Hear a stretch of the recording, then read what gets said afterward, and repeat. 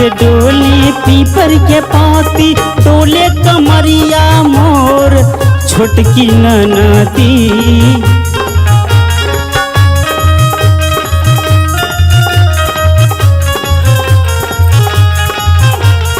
जैसे डोले पीपर के पाती डोले कमरिया मोर छोटकी ननदी। वैसे डोले पातर पियवा मोर छोटकी ननदी। वैसे डोले पातर पियवा मोर छोटकी ननदी।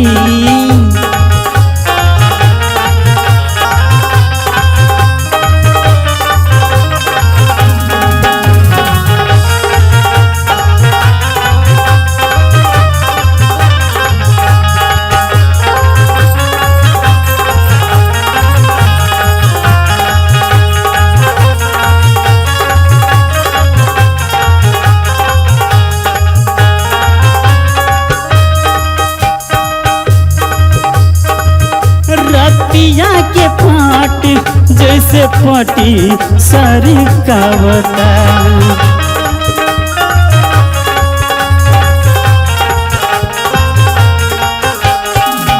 जैसे हिले बेना वैसे हम के हिलावता।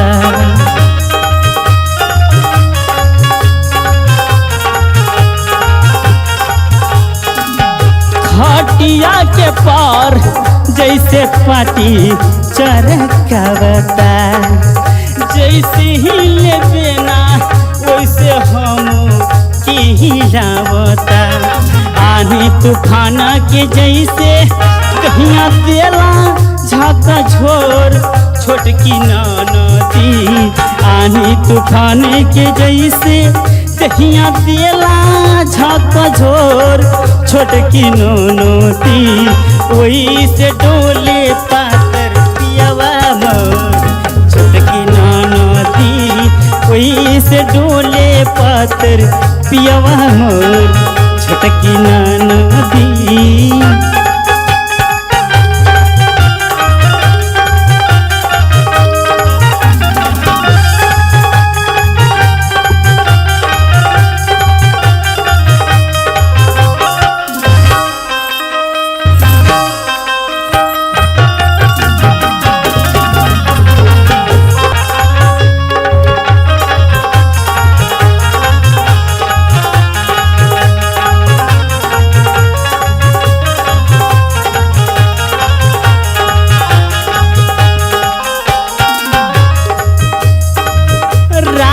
भर सवारी सैयों से जिया पर भरता।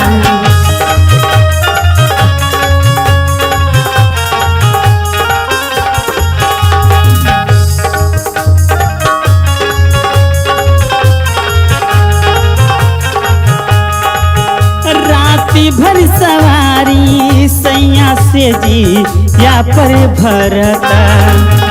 दर्द प्रीति जाके भीतरी कहरता।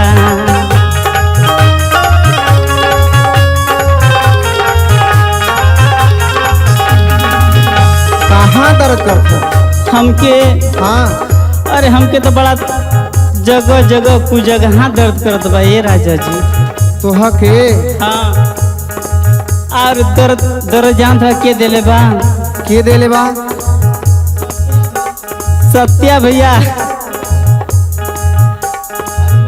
हरिओम स्टूडियो वाले ये लोग तो दूजा ने खाली दर्द दिए देते हम सबके। अच्छा सत्या भैया। हाँ हरिओम। हाँ स्टूडियो वाले। हाँ हो यह लोग तो के दर्द देता हूँ। हाँ तो दर्द का दवाई मुँह से ले ले। काहे के हम नहीं से ले उनसे ले भी।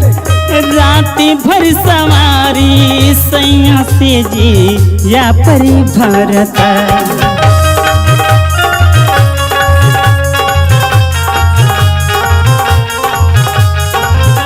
दर्द प्रीतिया के भीतरी कहरता।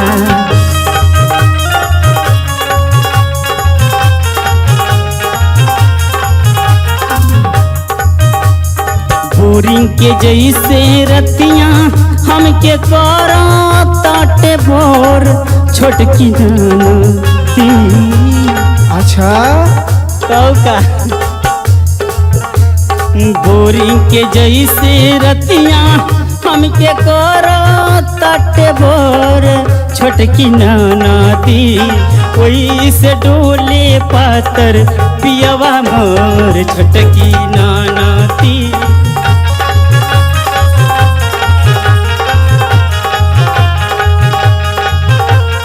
वही से डोले पातर पियवा मोर छोटकी नाती।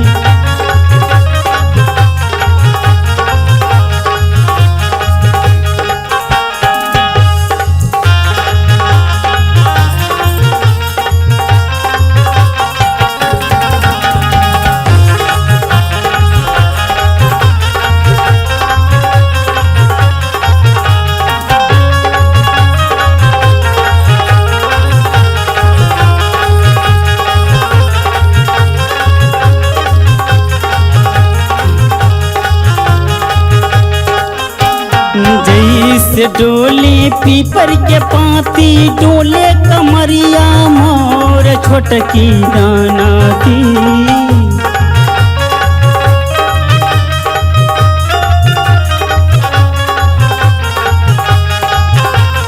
जैसे डोले पीपर के पाती डोले कमरिया मोर छोटकी नाती। वैसे डोले पातर पियवा मोर छोटकी नाती। वैसे डोले पातर पियवा